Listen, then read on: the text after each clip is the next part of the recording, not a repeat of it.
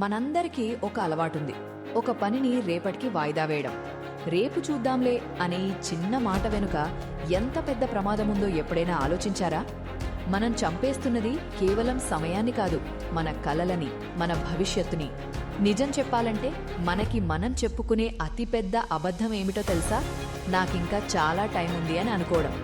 మన ఆశలన్నీ, ఆశయాలన్నీ రేపు సజీవంగా ఉంటాయని మనసుకి నచ్చజెప్పుకుంటాం. కానీ కాలం ఎవరి కోసం ఆగదు. సముద్రపు కెరటంలా అది దూసుకుపోతూనే ఉంటుంది.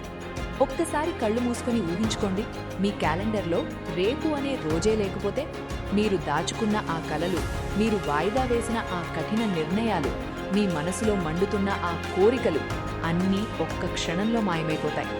అప్పుడు మీకు అర్థమవుతుంది, మీరు ఓడిపోయింది ఫెయిల్యూర్ వల్ల కాదు, చేజారిన సమయం వల్ల అని.